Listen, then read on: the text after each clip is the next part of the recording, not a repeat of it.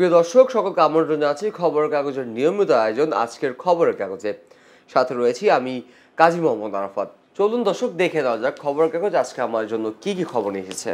দুর্নীতির বেশ অভিযোগ রাজনীতিবিদদের বিরুদ্ধে। ছাত্র জনতার অভ্যুত্থানের মুখে গত বছর আওয়ামী লীগের সরকারের পতন হয়। এরপর সাবেক মন্ত্রী, এমপি ও রাজনীতিবিদদের বিরুদ্ধে দুর্নীতির অভিযোগ পাওয়া গেছে সবচেয়ে বেশি। এসব অভিযোগে আমলে আইনগত ব্যবস্থা নিতে দুর্নীতি দমন কমিশন পিছিয়ে নেই। বিগত 15 বছর যাদের বিরুদ্ধে কোনো রকম অভিযোগ তোলার সাহস করেনি কেউ, রাজনৈতিক পট পরিবর্তনের পর তাদের বিরুদ্ধে হত্যা, গুম, খুন ছাড়াও ব্যাপকভাবে এসেছে দুর্নীতির অভিযোগ। নিরাপত্তা কর্মীদের ডক্টর ইউনূস, যুদ্ধ পরিস্থিতির মতো সতর্ক থাকতে হবে। পুলিশ ও আইন শৃঙ্খলা রক্ষাকারী বাহিনীকে পরিস্থিতি নিবিড়ভাবে পর্যবেক্ষণের জন্য একটি কমান্ড সেন্টার গঠনের নির্দেশ দিয়েছেন অন্তর্বর্তী সরকারের প্রধান উপদেষ্টা ডক্টর মোহাম্মদ ইউনূস। গতকাল সোমবার রাষ্ট্রীয় অতিথি ভবন যমুনায় নিরাপত্তা বাহিনীর শীর্ষ কর্মকর্তাদের সঙ্গে যমুনায় একটি বৈঠক করেন। সে বৈঠকে তিনি এই নির্দেশ দেন। খাবার দূষণে বাড়ছে ক্যান্সার। দেশে প্রতিনিয়ত বাড়ছে দূষণের মাত্রা। ঢাকার বাতাসের বেশিরভাগ সময় জনস্বাস্থ্যের জন্য থাকছে হুমকি স্বরূপ। খবরের কাগজের সাংবাদিক রফিকুল সহ আহত 4। লক্ষ্মীপুরে সন্ত্রাসীদের হামলায় ও গুলিতে খবরের কাগজের সাংবাদিক সহ 4 জন আহত হয়েছেন। আহতরা হচ্ছেন দৈনিক খবরের কাগজের জেলা প্রতিনিধি মোহাম্মদ রফিকুল ইসলাম, চন্দ্রগঞ্জ থানা প্রেস ক্লাবের সাধারণ সম্পাদক ও আমার সংবাদের প্রতিনিধি আলাউদ্দিন, প্রেস ক্লাবের প্রচার সম্পাদক ও আলোকিত সকালের প্রতিনিধি ফয়সাল মাহমুদ ও অনলাইন পোর্টাল ন্যাশনাল প্রেসের প্রতিনিধি নীরব হোসেন। এর মধ্যে রফিকুল ইসলামের অবস্থা গুরুতর। আন্দোলন স্থগিত করল তিতুমিরের শিক্ষার্থীরা। তিতুমির কলেজকে বিশ্ববিদ্যালয়ে রূপান্তরের দাবিতে শিক্ষার্থীরা গতকাল মহাখালী রেলপথ ও সড়কপথ অবরোধ করেন। এবার ইউরোপের উপর শুল্ক আরোপের হুমকি ট্রাম্পের। কানাডা, মেক্সিকো, চীনের ওপর শুল্ক আরোপের পর যুক্তরাষ্ট্রের প্রেসিডেন্ট ডোনাল্ড ট্রাম্প ইউরোপীয় ইউনিয়নের উপর শুল্ক আরোপ করবেন বলে জানিয়েছেন। তিনি বলেছেন, যুক্তরাষ্ট্র অবশ্যই এ কাজ করবে। রোহিঙ্গা প্রত্যাবাসনে 6 বছরে কিছুই করা হয়নি। রোহিঙ্গা প্রত্যাবাসনে গত 6 বছর উল্লেখযোগ্য কোনো কিছুই করা হয়নি বলে মন্তব্য করেছেন পররাষ্ট্র উপদেষ্টা তৌহিদ হোসেন। সংস্কার নামে নির্বাচন বেশি দিন আটকে রাখা চলবে না বলে মন্তব্য করেছেন বিএনপি সিনিয়র যুগ্ম মহাসচিব রুহুল কবির রিজভী। বিশ্ব ইজতেমার প্রথম পর্বের পর দ্বিতীয় ধাপ শুরু। টঙ্গী তুরাগ নদীর তীরে বিশ্ব ইজতেমার প্রথম পর্বের দ্বিতীয় ধাপ শুরু হয়েছে। গতকাল সোমবার জোহরের নামাজের পর পাকিস্তানি মাওলানা জিয়াউল হকের আহ্বানের মধ্যে দিয়ে দ্বিতীয় ধাপের আনুষ্ঠানিকতা শুরু হয়। ইতিবাচক ধারায় রপ্তানি খাত। রাজনৈতিক অস্থিতিশীলতা, নানা ধরনের সংকট, বাংলাদেশের থেকে পণ্য রপ্তানি ইতিবাচক ধারায় রয়েছে।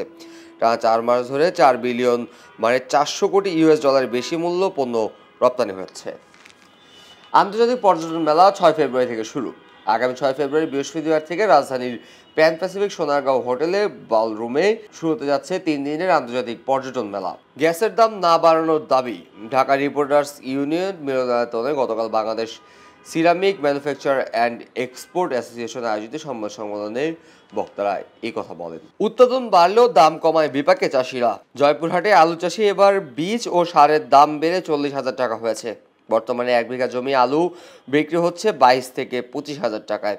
এতে প্রায় 15,000 টাকা লোকসান গুনতে হচ্ছে। প্রধান শিক্ষক শূন্য 43 প্রাথমিক বিদ্যালয়। ঝিনাইদহের হরিণকান্দি উপজেলায় 135টি সরকারি প্রাথমিক বিদ্যালয় রয়েছে। এর মধ্যে 43টি বিদ্যালয়ের প্রধান শিক্ষক ও 24টি বিদ্যালয়ের সহকারী শিক্ষকের পদ শূন্য। এই অবস্থায় কোনো রকম শ্রেণী কার্যক্রম চরমভাবে ব্যাহত হচ্ছে শিক্ষার্থীদের পাঠদান।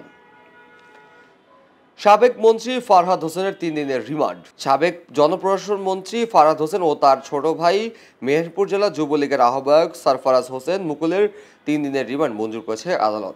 পানামা খাল নিয়ে যুদ্ধের ইঙ্গিত ট্রাম্পের। বিশ্বের দ্বিতীয় গুরুত্বপূর্ণ বাণিজ্যিক পথ পানামা খাল নিয়ন্ত্রণে নিজেদের হাতে ফিরিয়ে আনার ব্যাপারে ওয়াশিংটনের দৃঢ় অবস্থানে ফের ব্যক্ত করেছেন যুক্তরাষ্ট্রের প্রেসিডেন্ট ডোনাল্ড ট্রাম্প। সেই সঙ্গে তিনি বলেছেন, যদি খাল নিয়ন্ত্রণ না আসে তাহলে সামনে খুব শক্তিশালী কিছু একটা ঘটবে সেখানে। যুক্তরাষ্ট্রের 9 দিনে 7,000-এর বেশি অভিবাসী গ্রেফতার। যুক্তরাষ্ট্রের বিভিন্ন অঙ্গরাজ্যে 23 জানুয়ারি থেকে 31 জানুয়ারি পর্যন্ত মোট 7,260 জন অবৈধ অভিবাসী গ্রেফতার করেছে দেশটির অভিবাসন ও কাস্টম বিষয়ক আইন প্রণয়নকারী সংস্থা US immigration and custom enforcement. Georgia গণতন্ত্রপন্থীদের বিক্ষোভ দমনপীড়নে চালাচ্ছে পুলিশ। জর্জিয়ার গণতন্ত্রপন্থীদের বিক্ষোভ ও দমনপীড়নে চালাচ্ছে পুলিশ। গত রবিবার শেষ ভাগে 2 বিরোধী দলের নেতাসহ সরকার বিরোধী বেশ কয়েকজন প্রতিবাদীকে গ্রেফতার করেছে পুলিশ। দিল্লির বিধানসভা নির্বাচন কাল। ভারতের কেন্দ্রীয় শাসিত অঞ্চল দিল্লির বিধানসভা নির্বাচন অনুষ্ঠিত হয়ে যাচ্ছে আগামীকাল বুধবার। গতকাল সোমবার ছিল নির্বাচনের প্রচারের শেষ দিন।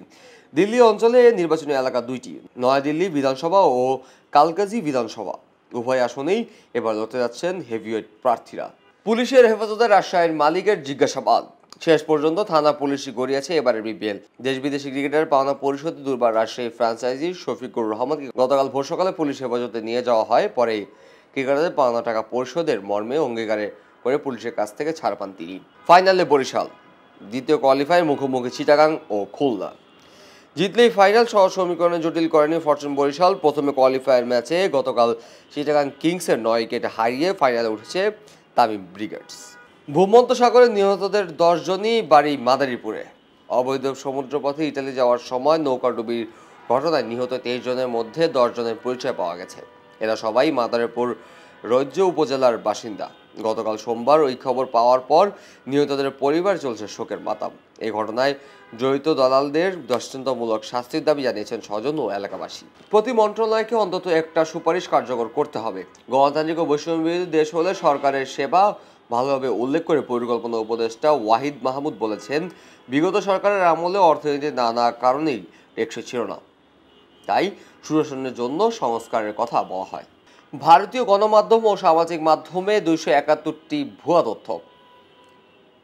ফ্যাক্ট চেকিং প্রতিষ্ঠান রিউমারি স্ক্যান অনুসন্ধানে ভারতীয় গণমাধ্যম এবং ভারত থেকে পরিচালিত বিভিন্ন সামাজিক যোগাযোগ মাধ্যমে অ্যাকাউন্ট থেকে বাংলাদেশের জড়িয়ে ভুয়া তথ্য প্রচার করেছে 271টি, তার প্রমাণ মিলেছে। আরপিওতে পরিবর্তন আনতে গুরুত্ব। বিশ্বের বিভিন্ন দেশের বর্তমান বসবাস করছেন প্রায় 2 কোটি বাংলাদেশি। আগামী ত্রয়োদশ জাতীয় সংসদ নির্বাচনের ভোট দেওয়ার সুযোগ সৃষ্টি করতে নানামুখী তৎপরতা চালাচ্ছেন প্রধান নির্বাচন কমিশনার ইসি। নির্বাচনে এককভাবে অংশ নেবে গণ অধিকার পরিষদ। আগামী জাতীয় সংসদ নির্বাচনে এককভাবে 300 আসনে দলীয় প্রার্থী দিবে গণ অধিকার পরিষদ। বাবা রেখে শিশুকে নিয়ে গেল বাস, 999 ফোন করে উদ্ধার। 6 বছর বয়সী ছেলেকে নিয়ে শেরপুরগামী একটি বাসের যাত্রী ছিলেন শহীদুল ইসলাম। গাজীপুর চৌরাস্তায় যখন বাসটি যাত্রী নেওয়ার জন্য দাঁড়ায়, তখন শহীদুল ইসলাম ছেলের জন্য কিছু কেনাকাটা করতে নামেন। কেনাকাটা শেষে দেখেন তাকে ফেলেই চলে গেছে বাস। ওই বাসে তার ছেলে। তারপর জাতীয় জরুরি সেবা 999 নাম্বারে ফোন কলে পাটগুদাম বাস স্ট্যান্ডে বাসটি থামিয়ে শিশুটিকে উদ্ধার করে ময়মনসিংহ সদর ট্রাফিক পুলিশ। লাশ গুম করতেই ফেলা হয় হাতের ঝিলে। কিশোরীকে ধর্ষণের পর হত্যা। রাজধানীর হাতিঝিলের লেক থেকে 13 বছরের এক স্কুল ছাত্রীর বস্তাবন্দি লাশ উদ্ধার করেছে দক্ষিণ থানা পুলিশ। উদ্ধার হওয়া কিশোরীকে 5 জন মিলে ধর্ষণ করার পর হত্যার পর বস্তাবন্দি করে লাশ গুমের জন্য হাতিঝিলে ফেলে দেওয়া হয়। এই ঘটনায় 2 যুবককে গ্রেফতার করা হয়েছে। প্রিয় দর্শক, এই ছিল আজকের খবরের কাগজে। পরবর্তী অনুষ্ঠান দেখার জন্য আমন্ত্রণ জানিয়ে আজ এখানে শেষ করছি। আমি কাজী মোহাম্মদ আরাফাত। খবরের কাগজ, নিখাত, নির্ভীক, নিরপেক্ষ।